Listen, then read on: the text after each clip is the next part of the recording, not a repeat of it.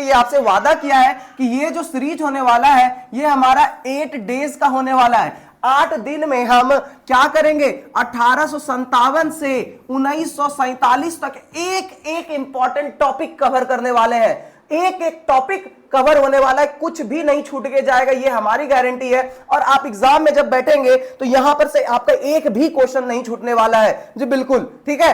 तो अगर हम बात करें ना क्या क्या पढ़ना, तो सबसे पहले तो 1857 आज के क्लास में हम लोग कंप्लीट करेंगे। फिर अगले क्लास में हम लोग कहां आएंगे, 1885। ये 1885 बहुत ज्यादा इंपॉर्टेंट है। ये इसके 1885 में जब आईएनसी बनता है ना, तो आईएनसी के सबसे ज्यादा क्वेश्चंस कहां से आते हैं, तो सबसे ज्यादा क्वेश्चन आता है कि कौन सा अधिवेशन कहां हुआ, इसके अध्यक्ष कौन थे, इस अधिवेशन का थीम क्या रखा गया, इसमें किसके बारे में बात की गई, ये सारी चीजें इसके अंदर है, इसके अलावा और कुछ नहीं।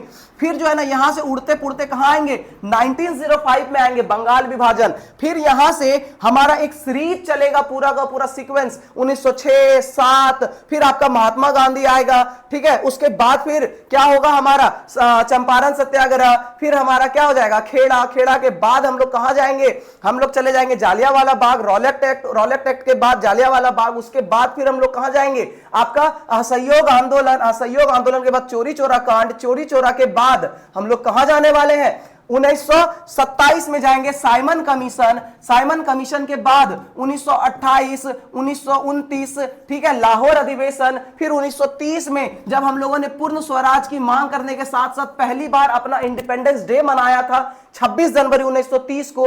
फिर यहां से हम लोग तीनों गोलमेज सम्मेलन देखेंगे, ठीक है। 1932 पूना पैक्ट, 1935 भारत शासन अधिनियम, फिर 1940 अगस्त प्रस्ताव, फिर 1942 आपका क्विट इंडिया मूवमेंट। इसके बाद फाइनली हम लोग अपने भारत को क्या करवा देंगे, आजाद करवा देंगे। तो ये हमारा 8 दिन का सीरीज है। तो आपसे बस इतना रिक्वेस्ट है कि आप प्लीज हमारे साथ बने रहिए और हमारे साथ बने रहिए, पूरा का पूरा वीडियो देखिए। और आपको पूरा का पूरा एक गारंटी यही है कि बस इतना कि आपका कोई भी एग्जाम में क्वेश्चन नहीं छूट के जाने वाला है। तो ये चीजें आपको समझ में आई या नहीं आई, बिल्कुल एक बार थम्स अप कर दीजिएगा। बस 19 लोग ही जुड़े हुए हैं, ठीक है। आप लोग बस क्या कर दीजिए ना, अपने अपने ग्रुप में इसको शेयर कर दीजिए, अपने अपने ग्रुप में शेयर कर दीजिए, ठीक है। तो ज्यादा लेट नहीं करते हुए आज का सिलेबस हमारा स्टार्ट होता है। 1857, तो हमने क्या देखा था कल कि 1857 का विद्रोह क्यों हुआ, तो क्यों हुआ, सबसे पहले क्यों हुआ, क्यों का रीजन क्या है,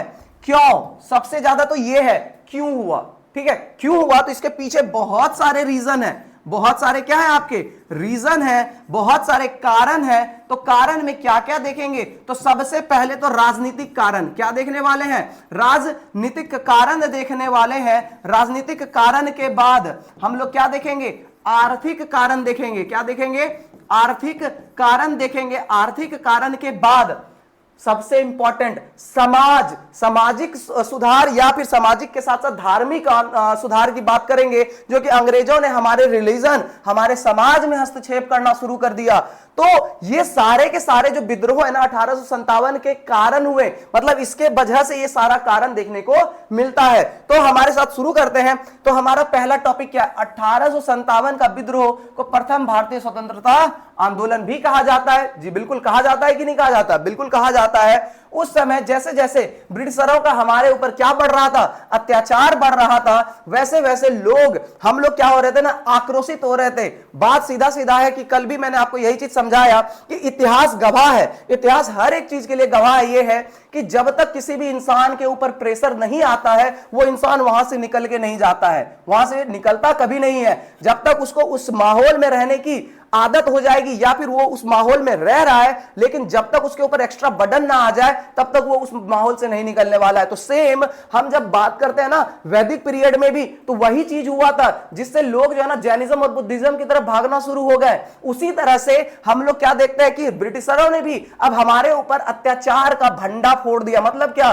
कि पूरा का पूरा भर भर के अत्याचार करने लगा। तो जब अत्याचार होने लगा तो लोग आक्रोशित हो गए। कितने दिन लोग सहेंगे, कितने दिन लोग सहेंगे, इसीलिए जो है ना लोग आक्रोशित हो गए। और 1857 जो है ना 1857 वो ईयर चुना गया और इसमें क्या कर दिया, लोगों ने विद्रोह शुरू कर दिया। लोगों ने क्या कर दिया, विद्रोह शुरू कर दिया। उम्मीद है ये चीजें आपको समझ में आई होगी, बिल्कुल समझ में आई होगी। तो आगे बढ़ते हैं। आगे देखते हैं 1857 की क्रांति के मुख्य कारण, रीजन क्या क्या है, तो आपको राजनीतिक कारण बता देते हैं। फटाफट ये चीज हम खींचते हैं क्योंकि कल हमने ये क्लास में लिया हुआ है। ठीक है, बात करते हैं 1857 की राजनीतिक कारण के, तो लॉर्ड डलहौजी, कौन, लॉर्ड डलहौजी की सहायक संधि। सहायक संधि किसको कहते हैं, सब्सिडरी अलायंस। मतलब क्या कि ब्रिटिशर्स क्या कर रहे थे ना कि अपने टेरिटरी को बढ़ाने के लिए वो क्या कर रहा था, राजा को प्रस्ताव दे रहा था। राजा को यह प्रस्ताव दे रहा था कि भैया आप हमारे सब्सिडरी अलायंस को या फिर हमारे सहायक संधि को मानिए, अगर नहीं मानते हैं तो हमारे पास पावर है, हम आपके ऊपर हमला करके, अटैक करके क्या करेंगे, आपके टेरिटरी को अपने अंदर मिला लेंगे। तो बहुत सारे राजा इससे डर गए और वो जो है ना सहायक संधि को एक्सेप्ट कर लेते हैं। ठीक है, क्या कर लेते हैं, बहुत सारे राजा जो है सहायक संधि को एक्सेप्ट कर लेते हैं। इसके बाद लॉर्ड डलहौजी की लेफ्ट नीति, कौन सी नीति, लेफ्ट नीति। और साथ साथ में अगर आपसे हम क्वेश्चन पूछ लें, यहां से क्वेश्चन ये है कि जो सहायक संधि है या फिर सब्सिडरी अलायंस जो है, क्या है हमारा, सब्सिडरी अलायंस या फिर सहायक संधि जो है ना, ये कौन लेके आता है, तो ये लेके आता है लॉर्ड वेलेस्ली। कौन लेके आता है, लॉर्ड वेलेस्ली लेके आता है। ये चीज भी आपको ध्यान में रखना है, कौन लेके आता है, लॉर्ड वेलेस्ली। साथ साथ में एक और नीति चल रहा था यहां पे, डॉक्ट्रिन ऑफ लैप्स। क्या चल रहा था, डॉक्ट्रिन ऑफ लैप्स चल रहा था। डॉक्ट्रिन ऑफ लैप्स में क्या था, डॉक्ट्रिन ऑफ लैप्स में यह था कि जिस भी राजा के पास संतान नहीं होगा उसका क्या नहीं होगा, मतलब क्या, जिस भी राजा के पास संतान नहीं होगा वो क्या करेगा, अंग्रेज जो है ना उसके सारे राज्य को हड़प लेंगे। यही था हमारा डॉक्ट्रिन ऑफ लैप्स। और डॉक्ट्रिन ऑफ लैप्स को लेके कौन आता है,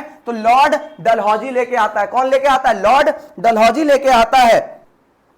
ठीक है, आगे बात करते हैं तो कहता है क्या है कि अब जब ये सारी चीजें चली, क्या चली, सहायक संधि, लॉर्ड डलहौजी की लेफ्ट नीति से भारतीय शासक में क्या फैल गया, असंतोष फैल गया। अब आप यहां से क्वेश्चन करेंगे कि भैया आप ये बता दीजिए कि लॉर्ड डलहौजी क्या करता है कि सारे चीज को खत्म कर देता है, सब्सिडरी अलायंस खत्म कर दिया, डॉक्ट्रिन ऑफ लैप्स को लेके आ गया। ठीक है, तो लोग अब क्या हो गए, आक्रोशित हो गए।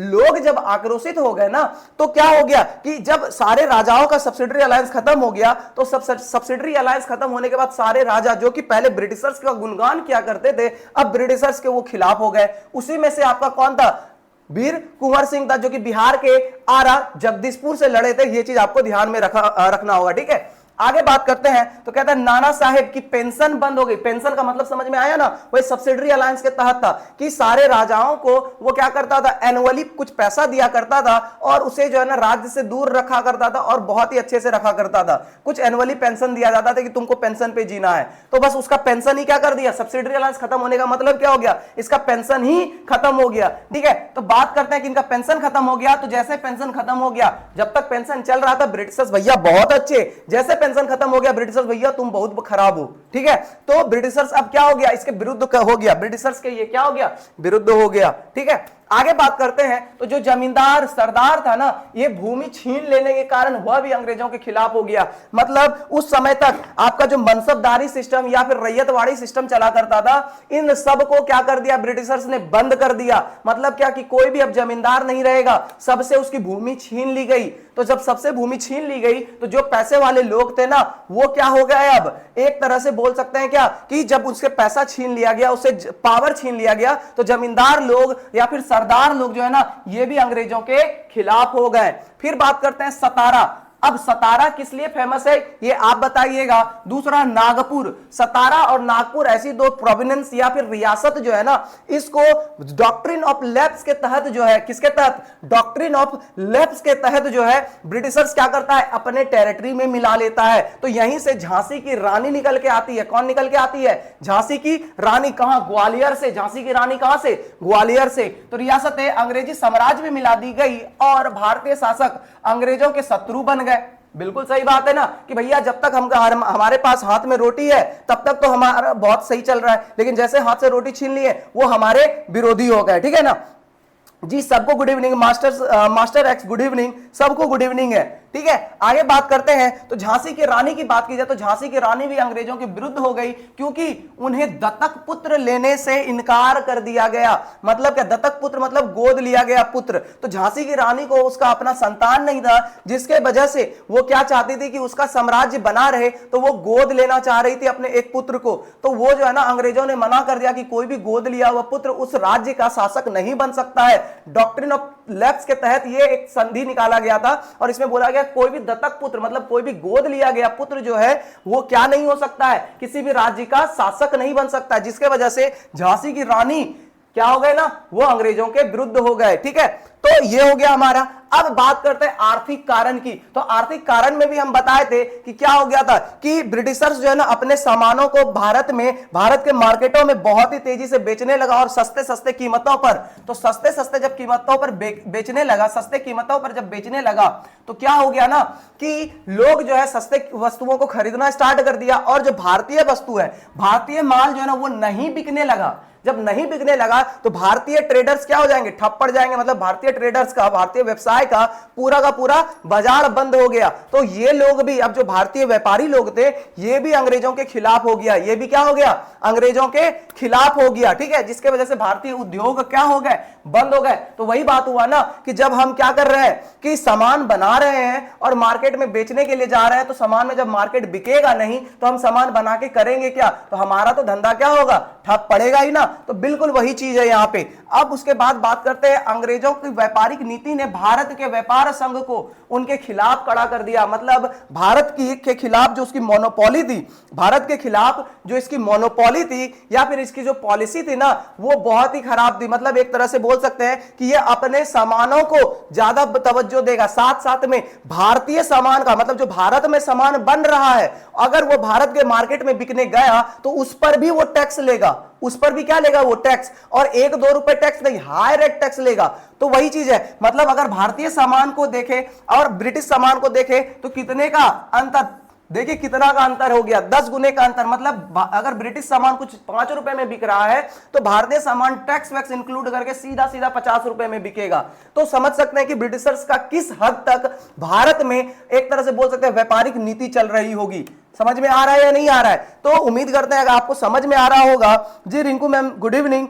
तो आप लोग प्लीज अगर आपको समझ में आ रहा है तो एक बार जोर से थम्स अप कर दीजिए, सब एक बार बोल दीजिए बिल्कुल समझ में आ रहा है, बिल्कुल समझ में आ रहा है। जल्दी जल्दी आप एक बार कमेंट कीजिए कि हाँ एकदम समझ में आ रहा है। अगर समझ में नहीं आ रहा है तो आप अपने छोटे भाई को बोलिए, हम बिल्कुल उस टॉपिक को फिर से दोबारा रिपीट करेंगे। अगर आपको समझ में नहीं आ रहा है तो एक बार दोबारा बोलिए, हम उस टॉपिक को रिपीट करने वाले हैं। ठीक है, एक बार प्लीज आप लोग कमेंट कर दीजिए, हम आपके कमेंट का वेट कर रहे हैं कि हाँ सर समझ में आ रहा है, हाँ समझ में आ रहा है। ठीक है, एक बार कमेंट कर दीजिए समझ में आ रहा है, प्लीज एक बार कमेंट कीजिए।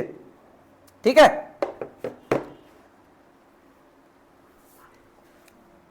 आगे बढ़ते हैं। आगे हम क्या देखते हैं कि ये क्या हो गया कि भारतीय सामान या भारतीय व्यापार संघ को बहुत ही भारी नुकसान उठाना पड़ा, क्योंकि भैया जब सामान बिकेगा नहीं तो मुनाफा कहां से होगा। मतलब जो पूंजी लगा रहे हैं ना, तो ऐसा आफत हो गया कि पूंजी तक नहीं निकल रहा था भारतीय व्यापारियों का। जो पूंजी लगा रहा था वो पूंजी तक नहीं निकल रहा था भारतीय व्यापारियों का। तो भारत व्यापारियों को जो है ना अपना जो बिजनेस है उसको ठप करना पड़ गया। क्या करना पड़ गया, ठप करना पड़ गया, बंद करना पड़ गया, जिसके वजह से ये लोग भी उसके खिलाफ हो गए। ये आर्थिक कारण चल रहा है हमारा। क्या चल रहा है, आर्थिक कारण। इसके बाद बात करें, भारतीय जनता पर इतना कर लगा दिया गया कि वह परेशान होकर उन्होंने क्या अपनाया, विद्रोह का मार्ग अपनाया। मतलब क्या कि भैया तुम आराम से एसी वाले चैम्बर में बैठो। हालांकि उस समय एसी नहीं रहा होगा, उस समय एसी नहीं होगा, लेकिन वो आराम से अपना एकदम मखमल वाले गद्दे पर बैठा हुआ है, कुछ नहीं, टैक्स बढ़ा दो। क्या कर दो, टैक्स बढ़ा दो, लगान ज्यादा है वसूल करो। तो अब सब चीज हम करेंगे, खेती हम करेंगे, व्यवसाय भी हम करने की कोशिश करें। व्यवसाय का सारा क्रेडिट तुम लेके जाओगे, सारा पैसा तुम लेके जाओगे। खेती करके हम लेके आ रहे हैं, वो भी तुम सारा पैसा उठा के लेके जाओगे। तो हम क्या करें भैया, कटोरा लेके भौंक जाए क्या सारे जगह पे? बिल्कुल नहीं। तो इस चीज से परेशान होकर भारतीय लोग क्या करने लगे, रिवॉल्ट करने लगे। ये बात करते हैं अब सबसे इंपॉर्टेंट VVI कह सकते हैं। ये एक ऐसा टॉपिक है ना कि यही वो एक जड़ है जिसको बोल सकते हैं रूट, जिससे 1857 की क्रांति का विद्रोह फैला। क्यों फैला कि आर्थिक तथा सामाजिक कारण, सामाजिक तथा धार्मिक कारण। अब सामाजिक और धार्मिक कारण क्या है, तो हम भारतीयों का क्या है ना कि देखो भैया आप हमको गुलाम बना रहे हैं, चलो ठीक है हम उस चीज को एक्सेप्ट करते हैं, लेकिन अगर आप हमारे समाज में इंटरफेयर करेंगे, अगर आप हमारे धर्म को के साथ छेड़छाड़ करेंगे, फिर हम चुप नहीं बैठने वाले हैं, हम फिर चुप नहीं बैठेंगे। तो भारतीय लोग अपने धर्म को लेकर बहुत ही ज्यादा वो होते हैं, सिक्योर होते हैं, ठीक है, उसके धर्म में नहीं घुसना चाहिए था। तो ब्रिटिशर्स ने सबसे गलत काम यही किया, और बोलते हैं ना कि बिरनी के खोते में ये हाथ डाल दिया, ठीक है, या फिर बोलते हैं ना कि शेर के एरिया में जाके शेर को ही ललकार रहा है, तो वही चीज हो गया। तो इन्होंने सामाजिक तथा धार्मिक फील्डों में घुसना शुरू कर दिया। इसमें क्या हुआ था आपको हम बताते हैं। सामाजिक की बात करेंगे तो सामाजिक में सती प्रथा, किसकी बात करते हैं, सती प्रथा की बात करते हैं। तो देखिए, खैर सती प्रथा तो बहुत गलत चीज था, हम लोग भी आप लोग भी सबको इसका विरोध करते हैं, लेकिन उस समय की मोनोपोली हमारे भारतीय समाज की थी कि सती प्रथा जो है ना वो एक बहुत ही अच्छा चीज है, ठीक है। उस समय होता था कि जिसके पति चले गए उसका अब इस धरती पर रहने का कोई वो नहीं है, तो इसलिए उसको भी जो है ना साथ साथ में ही क्या कर दिया जाता था कि पति के चिते पर ही उसको जला दिया जाता था, ठीक है। और इसके पीछे सबसे बड़ा कारण था कि यहां पे आपका क्या देखने को मिलता है कि बाल विवाह देखने को मिलता था। अब बाल विवाह क्या था कि अगर किसी का जो पति है वो आपका क्या है 40-45 साल का है और उसकी जो वाइफ हो गई ना वो 14 साल 15 साल की हो गई, या फिर खूब से खूब बोल लो तो 17-18 साल, तो ये बहुत ही ज्यादा एज डिफरेंस हो जाता है। और एज डिफरेंस के वजह से क्या होता है कि जो पति का उम्र है वो जल्दी कंप्लीट होता है और वो चल बसता है। तो उस चक्कर में जो बहुत सारी महिलाएं थी ना उसको सती होना पड़ता है। तो अब जब सती होता है तो ये हमारे एक तरह से समाज की कुरीतियां थी उस समय। हम ये नहीं बोलेंगे कि बहुत अच्छा पड़ता था, ये हमारे समाज की कुरीतियां थी, लेकिन उस समय के लोगों के लिए बहुत अच्छा चीज था। तो जब ब्रिटिशर्स ने क्या किया ना कि सती प्रथा को खत्म करने की कोशिश करी, किसको खत्म करने की कोशिश करी, सती प्रथा को खत्म करने की कोशिश करी, तो भारतीय समाज को लगा कि भैया ये तो अब हमारे धर्म में घुस रहा है, ये हमारे समाज में घुस रहा है, तो ये बिल्कुल नहीं चलेगा, ये बिल्कुल भी नहीं चलेगा। जिसके वजह से क्या हुआ, एक तरह से सामाजिक कारण देखने को मिला। अब धार्मिक कारण की भी बात करेंगे तो धार्मिक कारण भी कुछ इसी प्रकार है, ठीक है। आगे बात कर लेते हैं क्या क्या चीजें हैं। तो कहता है अंग्रेजों का अत्याचार राजनीतिक और आर्थिक कारण तक ही सीमित नहीं था, अंग्रेज सामाजिक और धार्मिक रूप से भी भारतीय जनता पर क्या करने लगे, अत्याचार करने लगे, और साथ साथ में भारतीय लोगों पर जबरदस्ती जो है ना मिशनरीज या फिर बोल सकते क्रिश्चियनिटी धर्म को अपनाने को प्रेरित किया जाने लगा, जबरदस्ती बोल सकते हैं जिसको, कन्वर्टेड, ठीक है, कन्वर्टेड। आगे बात करते हैं तो कहता है जो 1857 का एक कारण रहा। अब बात करते हैं क्या कि भारतीय व्यवसाय या फिर भारतीय वासियों को ईसाई पादरी लालच देकर ईसाई बना रहे थे। जस्ट मैंने आपको बताया ना कि भारत के लोगों को जो पादरी लोग हैं ना, जो ईसाई पादरी हैं, वो जबरदस्ती जो है क्या करने लगे, लालच देकर ईसाई बनाने लगे, जिसके कारण भारतीय जनता अंग्रेजों की क्या हो गई, विरुद्ध हो गई। इसके बाद बात करें अंग्रेजी शिक्षा के प्रचार प्रसार के कारण भारतवासियों में असंतोष उत्पन्न हो गया। मतलब अब समझिए ना कि उतना पैसा याद रखिएगा 1 लाख रुपीस उस टाइम तक ब्रिटिश गवर्नमेंट ने एक चार्टर लेके आया। ब्रिटिश गवर्नमेंट ये बोलता है कि हम भारत में शिक्षा के ऊपर पैसा खर्च करेंगे। चलो बहुत अच्छी बात है भैया, आपने शिक्षा के ऊपर खर्च करी, लेकिन बोलता है ना कि ब्रिटिशर्स जितना भी वो अपने फायदे के लिए चीजें किया, ब्रिटिशर्स खुद ही कुल्हाड़ी जो है ना पैर पे नहीं मारा, वो खुद ही कुल्हाड़ी के ऊपर जाके पैर मार दिया। मतलब क्या कि जितना चीज वो भारत में लेके आ रहा था, चाहे हम ट्रेन को देखें या फिर चाहे हम देखें डाक व्यवस्था को, चाहे हम क्या देखें कि हम देखेगा कि एजुकेशन को लेके आ रहा है, तो जितनी भी चीजें लेके आ रहा है वो कुछ समय के लिए तो उसके फायदे का हुआ, लेकिन कुछ समय बाद वही चीज उसके अगेंस्ट होने लगा, वही चीजें क्या होने लगा, उसके अगेंस्ट होने लगा। तो यही चीज हुआ कि एनुअली जो है ना ब्रिटिश लोग क्या बोला कि हम 1 लाख रुपया क्या करेंगे, 1 लाख रुपया एनुअली खर्चा करेंगे भारतीय शिक्षा पर। किसके ऊपर, भारतीय शिक्षा पर। और इसमें सबसे ज्यादा किसके ऊपर तवज्जो दी गई, वो इंग्लिश के ऊपर तवज्जो दी गई कि भारतीय लोगों को क्या सिखाया जाए, इंग्लिश सिखाया जाए। क्या सिखाया जाए, इंग्लिश सिखाया जाए, ठीक है। तो इसके वजह से भारतवासियों को लगा कि भैया ये क्या क्या अगड़म बगड़म सगड़म लेके आ रहा है हमारे लिए, हमारे ये भारतीय समाज को क्या कर देगा, एकदम पूरा का पूरा प्रदूषित कर देगा, हमारे भारतीय समाज को ये बर्बाद कर देगा। क्योंकि हमारा भारतीय समाज जो है ना उस समय क्या था, इन सारे चीजों से दूर था, वेस्टर्न कल्चर से दूर था। तो ब्रिटिशर्स क्या लेके आ गया, वेस्टर्न कल्चर लेके आ गया। तो इन सारे चीजों को जब लेकर आया तो इन लोगों को लगा कि भैया अब हमारा यहां पे भारत का समाज अब सुरक्षित नहीं है, इसलिए हल्ला बोलो, क्या बोलो, हल्ला बोलो, ठीक है। तो वही चीज हुआ।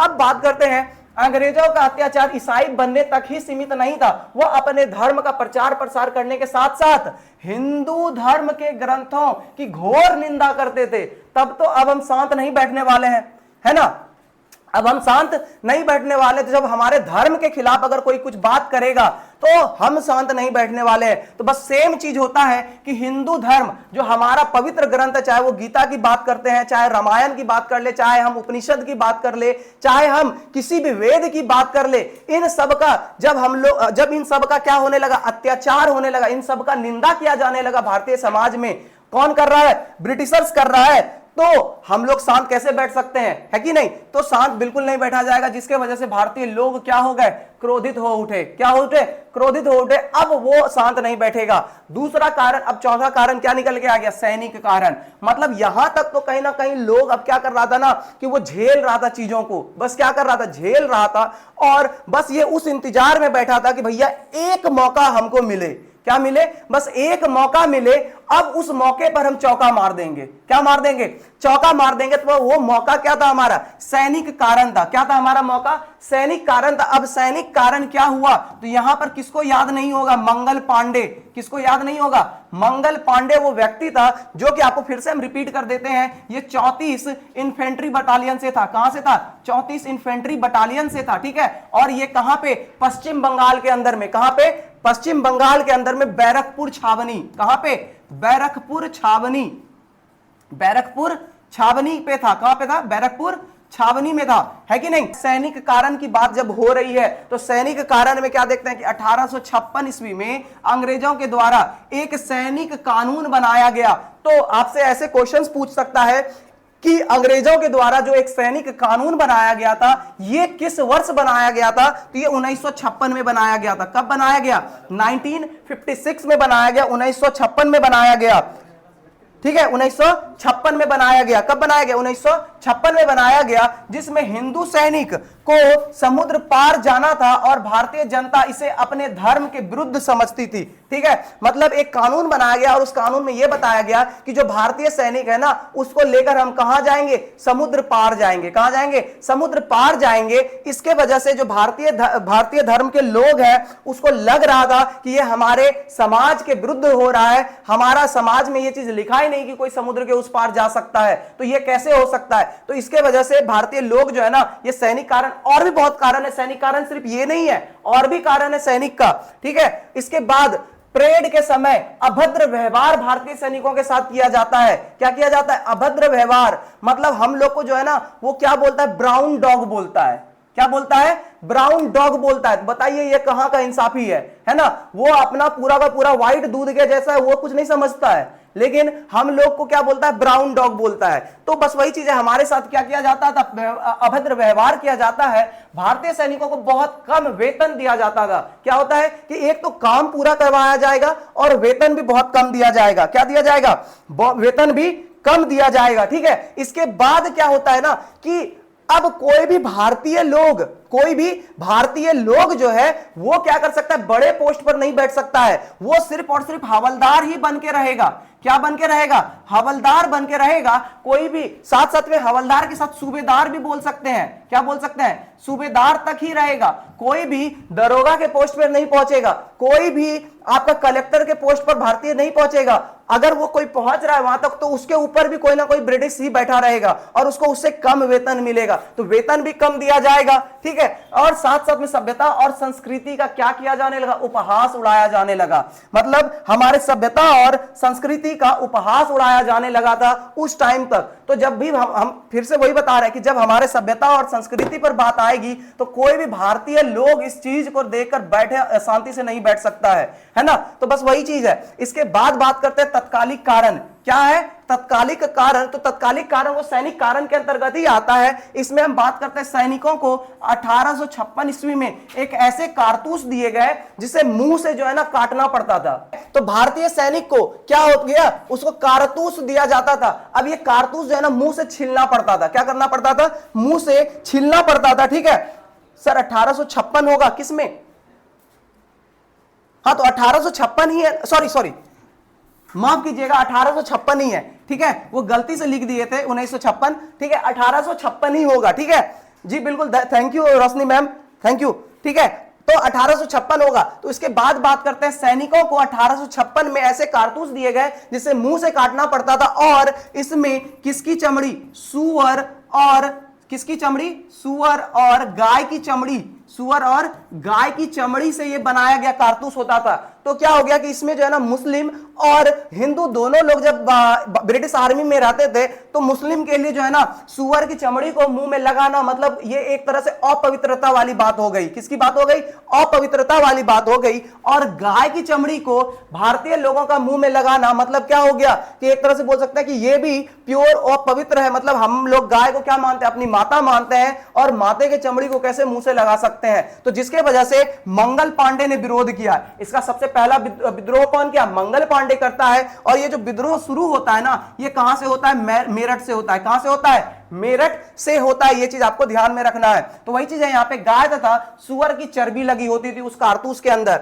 आगे बात करें तो बैरकपुर छावनी में कुछ सैनिकों ने इसका क्या किया, प्रयोग करने से इनकार कर दिया। और इसको लीड कौन कर रहा था, कोई और नहीं, सिर्फ और सिर्फ मंगल पांडे, कोई और नहीं, सिर्फ और सिर्फ मंगल पांडे। ठीक है, आगे बात करते हैं तो कहता है मंगल पांडे नामक सैनिक, जिनका नाम आज भी लिया जाता है, उन्हें क्रोध में आकर अंग्रेज अधिकारियों की क्या कर दी, हत्या कर दी। इसका इंटरेस्टिंग स्टोरी क्या है पता है, कि जैसे वो लोग क्या करते थे, हमारे साथ परेड में गलत व्यवहार करते थे ना, अभद्र व्यवहार करते थे। तो जैसे ही क्या हुआ है कि एक अर्ली मॉर्निंग का बात है कि जब सुबह सुबह परेड करने के लिए सारे सैनिकों को बुलाया गया, तो होता क्या था कि परेड में वो बंदूक को जो है ना खींच के ऐसे सैल्यूट की तरह ऊपर रखना होता था। तो दो उधर से ब्रिटिश अधिकारी आता है और वो परेड में, तो वो जब मना कर दिया था कि कारतूस का हम वो नहीं करेंगे, तो वो क्या करता है कि जबरदस्ती करवा रहा था, जबरदस्ती उसका इस्तेमाल करवा रहा था। तो मंगल पांडे को आ गया गुस्सा। तो जैसे ही वो उधर से आया तो बंदूक चढ़ाया परेड में, और वो ऊपर नहीं फायर करेगा, सामने दोनों धाए धाए दोनों को टपका दिया, दोनों को क्या कर दिया, टपका दिया। तो जब दोनों मर गया, तो इसी के लिए मंगल पांडे को क्या दे दी गई, फांसी से लटका दिया गया, मंगल पांडे को फांसी दे दी गई। इससे सैनिकों के मन में क्या फैल गया, विद्रोह की भावना फैल गई। मतलब इससे सैनिक नाखुश हुए कि भैया आप, जब हम अपने हित की बात कर रहे हैं, जब हम अपने लिए बात कर रहे हैं, तो आपने हमें क्या लटका दी, फांसी पे लटका दी। तो हम आपके लिए काम नहीं करेंगे, हम आपके लिए काम बिल्कुल नहीं करेंगे। जिसके वजह से अब क्या हो गया, 1857 का तत्कालिक विद्रोह का कारण बनता है। 1857 के तत्कालिक विद्रोह का क्या बना, कारण बना। तो उम्मीद करते हैं ये आपको पूरा का पूरा जो कारण था ना 1857 के विद्रोह का कारण आपको समझ में आया या नहीं आया। 1857 के विद्रोह का कारण समझ में आया या नहीं आया, प्लीज एक बार बताइएगा कि हाँ सर समझ में आ गया है, हाँ छोटे भाई समझ में आ गया है। जल्दी एक बार बताइए कि 1857 के विद्रोह का कारण समझ में आया या नहीं आया। इसके बाद हम 1857 के क्रांति का क्या पढ़ने वाले हैं, परिणाम पढ़ने वाले हैं। वो भी आज के ही क्लास में होगा, पूरा का पूरा कंप्लीट होगा ये परिणाम। उसके बाद हम बात करेंगे, ठीक है, उसके बाद हम आगे बात करेंगे। जल्दी से एक बार बस आप लोग जुड़िए हमारे साथ और बोलिए कि हाँ भैया हम 1857 की क्रांति हमें बिल्कुल समझ में आ गई। ठीक है, जल्दी से एक बार जुड़िएगा। हाँ Alok Ranjan sir, good evening. जल्दी से एक बार बताइए सर कि आपको समझ में आया या नहीं आया। प्लीज सर एक बार बताइए आपको समझ में आया या नहीं आया। इसके बाद हम जो है ना 1857 की क्रांति पर बढ़ने वाले हैं। अब 1857 के क्रांति के परिणाम की बात करते हैं। 1857 के क्रांति के परिणाम की बात करते हैं। इसका परिणाम क्या हुआ, तो हुआ क्या कि भारत में ईस्ट इंडिया कंपनी का शासन समाप्त हो गया। इसका परिणाम क्या हुआ, देख लीजिए कितना बड़ा परिणाम हो गया कि भारत में ईस्ट इंडिया कंपनी क्या हो गया, ईस्ट इंडिया कंपनी का जो शासन था ना वो समाप्त हो गया। ईस्ट इंडिया कंपनी का शासन क्या हो गया, समाप्त हो गया। और इसके बाद क्या आ गया, इसके बाद आ गया क्राउन रूल। क्या आ गया इसके बाद, क्राउन रूल। मतलब अब महारानी डायरेक्ट यहां पर रूल करेगी। महारानी क्या करेगी, डायरेक्ट रूल करेगी। अब जो भी होगा सारा कोई जो है ना सीधा महारानी को जाके सारी चीजें बताएगा, महारानी के हाथ में सारा पावर। तो ईस्ट इंडिया कंपनी का रूल क्या हो गया, समाप्त हो गया। और उसके बाद क्या आ जाता है, क्राउन रूल आ जाता है। इसी में हम क्या कहते हैं, भारत का शासन जो है ना सीधे इंग्लैंड के सरकार के अधीन हो गया। मतलब अब पूरा का पूरा पावर इंग्लैंड के पास चला गया। किसके, अब बात करते हैं क्या कि भारत में मुगल सत्ता का क्या हो गया, अंत हो गया। मुगल सत्ता का क्या हो गया, अंत हो गया। तो इसमें कहा जाता है क्या कि इसके जो मुगल सत्ता की सबसे अंतिम शासक है, जहां तक मुझे याद आ रही है, बहादुर शाह जफर द्वितीय होंगे। शायद कहां तक बहादुर शाह जफर द्वितीय होंगे, जिसको रंगून भेज दिया जाता है 1857 की क्रांति में। क्या कर दिया जाता, वो इसको लीड कर रहे थे, लेकिन ब्रिटिशर्स क्या करते हैं ना, उसको रंगून भेज देते हैं और रंगून में ही उसको मरवा दिया जाता है। ठीक है, तो ये चीज कहां होता है, ये रंगून के अंदर। रंगून कहां है आज के समय में, बर्मा। कहां, बर्मा, जिसको म्यांमार भी कहते हैं। क्या कहते हैं, म्यांमार कहते हैं। आगे बात करें, भारतीय शासकों को दत्तक पुत्र लेने की अनुमति दी गई। मतलब अब क्या हो गया कि जितने भी भारतीय शासक होंगे ना, वो अब दत्तक पुत्र, मतलब पुत्र को क्या ले सकते हैं, गोद ले सकते हैं। क्या ले सकते हैं, गोद ले सकते हैं। तो याद आ रहा होगा आपको कि लॉर्ड डलहौजी एक रूल लेके आया था, डॉक्ट्रिन ऑफ लैप्स। जस्ट अभी मैंने पढ़ा कि डॉक्ट्रिन ऑफ लैप्स में क्या था कि दत्तक पुत्र लेने की अनुमति नहीं थी। लेकिन जैसे ही ईस्ट इंडिया कंपनी का शासन समाप्त होता है, क्राउन रूल का शासन आता है, तो वो क्या बोल दिया गया कि यहां पे आप दत्तक पुत्र लेने की अनुमति दे दी गई कि अब वो राजा भी दत्तक पुत्र ले सकता है। ठीक है, आगे बात करते हैं। अंग्रेजों ने भारत की देशी राज्यों को अपने साम्राज्य में मिलाने से क्या कर दिया, मना कर दिया। भारत ने क्या, अंग्रेजों ने क्या कर दिया, अंग्रेजों ने भारत की देशी राज्यों को अपने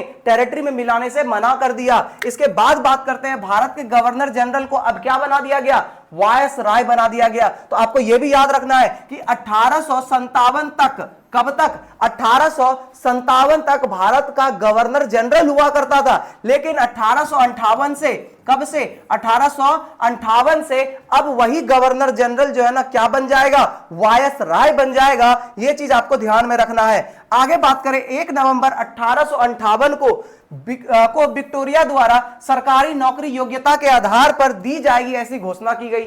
लो भैया, फिर से वही बात कि आपकी जितनी योग्यता है उस योग्यता के हिसाब से आपको सरकारी नौकरी दी जाएगी। ऐसा बिल कब पास होता है, 1 नवंबर 1858 को। और ये बिल कौन पास करती है, महारानी विक्टोरिया करती है। कौन करती है, महारानी विक्टोरिया करती है। तो यहां तक समझ में आ गया। उसके बाद फिर से अंग्रेजों ने फिर मतलब बोलता है ना कि कुत्ता का दुम कितना ही सीधा कर लो, वो सीधा नहीं होने वाला है। वही था अंग्रेज, वो कुत्ता था, मतलब उसका पकड़ के दुम सीधा करो, फिर से वो दुम ऐसे टेढ़ा कर लेगा, है ना। तो वही चीज था कि अंग्रेजों ने फिर से फूट डालो और राज करो की नीति को अपना लिया।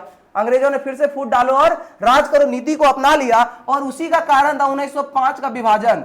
1905 का विभाजन, इसको पता था, इन सबको पता था कि अगर हम विभाजन नहीं करेंगे ना तो 1947 तो बहुत लंबा टाइम हो गया, उससे पहले ही अपना बोरिया बिस्तर पैक करेंगे और हमें निकलना पड़ जाएगा यहां से। उसको पता था, इसके वजह से जो है ना वो क्या करता है, फूट डालो और राज करो का नीति अपनाता है। ठीक है, बात करते हैं आगे। तो कहता है समानत वर्ग की शक्ति को खत्म करने की नीति अपनाई। इसके बाद अंग्रेजी शिक्षा पद्धति का विकास किया गया।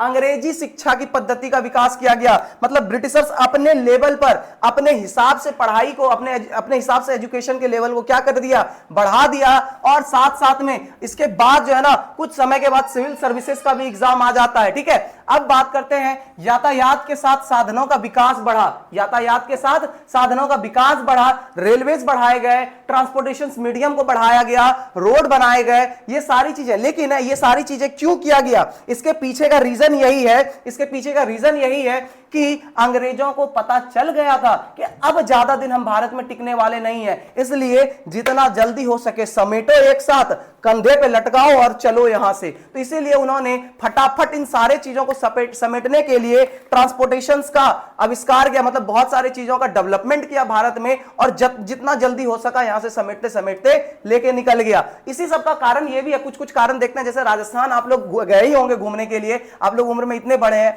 आप लोग गए होंगे कभी घूमने, तो आप वहां देखे होंगे कि राजस्थान में जितने भी महल है ना, उन सारे महल पे जब ऊपर में नक्काशी की जाती थी तो वो सोने की नक्काशी होती थी। अंग्रेजों ने क्या किया, मतलब समझिए ये लोग कितने भिखारी थे, कितने बड़े भिखारी थे। ये ऊपर के सारे नक्काशी को उखाड़ कर बोरे में पैक करता है और लेके निकल लेता है ना। सोचिए कितना बड़ा भिखारी होगा ये। ठीक है, आगे बात करते हैं 1857 की क्रांति के असफलता के कारण। इसके बहुत सारे असफलता के कारण भी हैं। अब ये सफल नहीं हुआ था, वही बात हम आपको स्टार्टिंग में बताए थे कि घर की भेदी लंका ढाई वाला कहानी था। क्या था, घर की भेदी लंका ढाई वाला कहानी था। कुछ लोग ऐसे थे वो जो ब्रिटिशर से मिले हुए थे, उसके वजह से ही हम लोग हारे हैं। नहीं तो वही चीज बोले थे ना कि जो मेरठ से जो सैनिक निकले थे ना दिल्ली के लिए, मेरठ से जो सैनिक दिल्ली के लिए निकले थे, कहां के लिए निकले थे, दिल्ली के लिए निकले थे। और अगर ये दिल्ली पहुंच जाते और दिल्ली में पहुंचने के बाद जो कारखाना था बंदूकों का, अगर वो इसके हाथ लग जाता तो कसम गंगा मैया की, उसी दिन अंग्रेजों का कब्र करने वाला था, उसी दिन अंग्रेजों का कब्र करने वाला था। लेकिन क्या हो गया ना कि जो कारखाना था वो कारखाना पहुंचने से पहले ही किसी ने कारखाने में क्या लगा दी, आग लगा दी। किसी ने क्या लगा दी, कारखाने में आग लगा दी। ठीक है, वही चीज हो गया। इसके बाद बात करते हैं 1857 की क्रांति असफलता के पीछे बहुत सारे कारण है, जैसे क्रांति के समय से पूर्व हो जाना, मतलब क्रांति का जब डेट रखा गया था वो कुछ समय बाद रखा गया था, लेकिन लोगों के अंदर इतना गुस्सा फैला था कि ये लोग बोल रहे थे कि कल करे सो आज कर, आज करे सो अभी, पल में प्रलय हो, कौन जाने कब क्या हो, है ना। इसलिए इन्होंने बहुत ही जल्दी क्या कर दिया, आंदोलन छेड़ दिया। ठीक है, इसके बाद बात करते हैं दिल्ली में एकता क्या होने लगा, खंडित होने लगा। ठीक है, साथ साथ में साधनों का अभाव भी था। वही साधन वाला कहानी आप यहां पे जोड़ दीजिए कि साधनों का अभाव था, मतलब हमारे पास गोली बंदूक गोला बारूद कुछ भी नहीं था। तो जब कुछ भी नहीं था तो हम लोग कैसे आंदोलन में जीत सकते थे, है ना। मतलब वही चीज होता है ना कि महात्मा गांधी ने इसीलिए तो सत्याग्रह नीति अपनाई थी। क्यों अपनाई थी पता है? सत्याग्रह में उसका मेन मोनोपोली क्या था महात्मा गांधी का, कि भैया जितना शांति से हम आंदोलन करेंगे, लोग या फिर जो सरकार है ना उसको जबरदस्ती हम नहीं करेंगे तो वो आंदोलन करने देगा। लेकिन जैसे ही हम हिंसा पे हिंसा करना शुरू करेंगे, क्योंकि उसके पास तो पूरा का पूरा फोर्स है, उसके पास पूरा का पूरा फोर्स है, वो 2 दिन में ऐसे चुटकी बजाएगा, हम सबको समेट के रख देगा। हमारे पास क्या है, ज्यादा से ज्यादा किसी आंदोलन में हम 1000, 10,000, लाख आदमी को जुड़ा सकते हैं, लेकिन जब सबके पास जब जुट जाएगा, फिर भी उसके पास गोला बारूद बंदूक नहीं है, तो फिर ये आंदोलन को कैसे हम झेल सकते हैं, है ना। इसीलिए उन्होंने सत्याग्रह अपनाई थी। आई होप आपको ये सारी टॉपिक क्लियर हो रही होगी। अगर क्लियर हो रही है तो प्लीज एक बार आप लोग सबको फिर से थम्स अप कर दीजिए। ये सारी टॉपिक अगर आपको क्लियर हो रही है तो एक बार थम्स अप कर दीजिए बस, ठीक है। आगे बात करते हैं शासकों का सहयोग। क्या हुआ, शासकों का सहयोग पूर्ण तरीके से नहीं मिला। जिसको जिसको सब्सिडरी अलायंस से हटाया गया ना, बस वही लोग इसमें कूदे, इसके अलावा कोई और शासक नहीं। बोलता भैया हमारे यहाँ हमला करेगा तो हम देख लेंगे, तुम जाओ अपना लड़ाई खुद से लड़ो। मतलब ये कौन सा बात हुआ भैया, जब कोई विदेशी हमारे यहाँ आकर क्या कर रहा है, लूटपाट मचा रहा है, तो हम भारतीयों को यूनाइट होकर लड़ना चाहिए। लेकिन हम भारतीयों लोगों को, उस समय जो राजा हुआ करते होंगे, हमको नहीं लगता कि उनको ज्यादा बुद्धि होगा, सबका बुद्धि छिड़िया गया होगा, जो है ना। सब कोई अपने आप को एडवांस हीरो समझता था कि हमारे यहाँ अटैक करेगा ना तो हम निपट लेंगे। पता चलता था कि उसके यहाँ जब अटैक हुआ ना, उसके यहाँ जब ब्रिटिशर्स घुसा तो पता चलता है वो चूहा बन गया है। मतलब पहले शेर बन रहा था, अब वो चूहा बन गया। तो वही चीज बोलता है ना कि यूनिटी में जितना पावर है वो अकेले में कहां है, तो यूनाइट होइए। बस वही जिस तरह से आप अभी हमारे साथ यूनाइट हुए हैं, तो जैसे आप हमारे साथ एकता बना के रखिएगा, तो इसी के साथ यही गारंटी है कि आप लोग एक दिन क्या होंगे, हेडमास्टर बनिएगा, है ना। बस इसी एकता के साथ आप हमारे साथ जुड़े रहिए, ठीक है। आगे बात करते हैं अंग्रेजों का रियासती शासकों के सहयोग के पुनः नियंत्रण कायम करना, ठीक है। तो ये तो हो गया। अब ये हमारा क्या हो गया, असफलता का कारण। असफलता का कारण देख लिए हम लोग, ठीक है। इसके बाद हम बात करते हैं कि क्रांति के केंद्र कहां कहां थे। 1857 का क्रांति कहां कहां का क्या क्या केंद्र रहा, ठीक है। तो 1857 की क्रांति सिर्फ एक जगह नहीं हुई थी, ये भारत में बहुत जगह पे हुआ था। सिर्फ एक जगह ग्वालियर की बात नहीं हो रही है, या फिर सिर्फ और सिर्फ मेरठ की बात नहीं हो रही है, ये बहुत जगह से हुआ था। कहां पे, बहुत जगह से, जैसे लखनऊ, कानपुर, झांसी, ग्वालियर, बनारस, इलाहाबाद, बरेली, ठीक है, बिहार, राजस्थान, इन सारे जगह पर से हुआ था। और इन सारे जगह पे कौन कौन इसको नियंत्रित कर रहे थे, इसको कौन कौन क्या कर रहे थे, नियंत्रित कर रहे थे, या फिर इसके अध्यक्ष कौन कौन थे, हेड लीडर कौन थे, तो वो भी देखते हैं। जैसे आप देखिएगा कि दिल्ली को कौन कर रहे थे, बहादुर शाह द्वितीय। कौन कर रहे थे, बहादुर शाह द्वितीय, जो कि मुगल का अंतिम शासक था, जिसको कहां भेज दिया गया, रंगून भेज दिया गया। कहां भेज दिया गया, रंगून, जहां पे आज को वर्मा कहते हैं। क्या कहते हैं, वर्मा, या फिर इसी को म्यांमार कहते हैं। क्या कहते हैं, म्यांमार कहा जाता है। इसको वहां भेज दिया। इसके बाद बात करते हैं, और यहां पे इसको भिजवा दिया गया और इसको यहां पे मार दिया गया, ठीक है। इसके बाद लखनऊ में कौन थी, बेगम हजरत महल। कौन थी लखनऊ में, बेगम हजरत महल। अब इसका थोड़ा सा एक कहानी इंटरेस्टिंग सा सुनाते हैं, ठीक है। अब सोचिए क्या कि लखनऊ में बेगम हजरत महल का क्या था, कि लखनऊ से जब बेगम हजरत महल को कहां भेजा गया, ये जो है ना ऐसी थी कि ये सोना सुखाती थी। समझिए इसके पास कितना पैसा होगा। ये जो है ना सोना सुखाती थी, और जब सोना सुखाने के लिए देती थी ना, कहावत ऐसा कि ये सोना सुखाती थी, और जब सोना सुखाती थी तो ये दासियों को बेचती थी कि तौल के सोना भेजती थी कि हाँ आज 5 केजी सोना है, इतना सुखा के आओ। और जब शाम में सोना सूख के वापस आता था फिर तौलती थी, देखती 4 किलो गायब। और ये इतना, वो एक तरह से बोल सकते हैं कि खोपड़ी इसका छिड़ाया हुआ था बुद्धि, कि बोलता है कि 1 किलो सोना कहाँ गया। दासी बोलती थी कि 1 किलो सोना तो सूख गया ना धूप में। ये भी मान लेती थी, चलो ठीक है, बताइए क्या आई, कोई बात हुआ।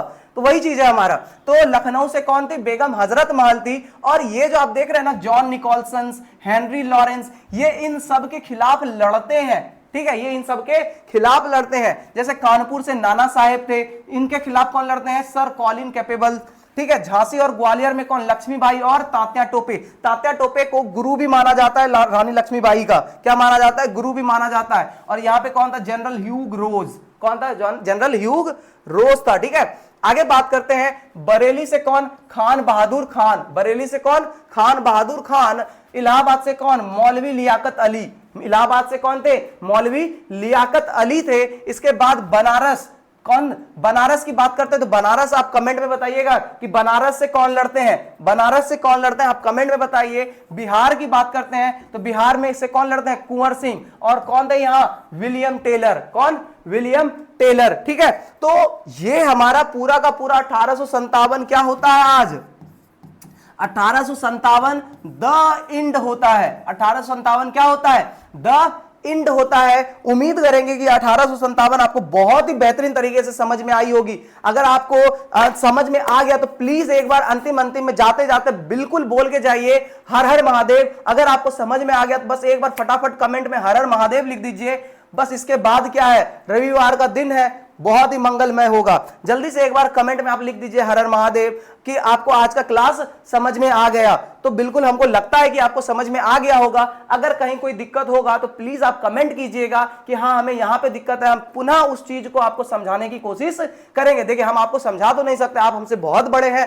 ठीक है, आपके पास बहुत सारा नॉलेज है, लेकिन फिर भी एक छोटी सी हमारे तरफ से मुहिम होगी कि वो टॉपिक आपको बस क्लियर हो सके। ठीक है, वो टॉपिक क्या हो सके? आपका क्लियर हो सके। तो उम्मीद करते हैं कि ये सारी चीजें आपको समझ में आ गई होगी। तो इसी के साथ हम आज के क्लास को यहीं पर अलविदा कहेंगे।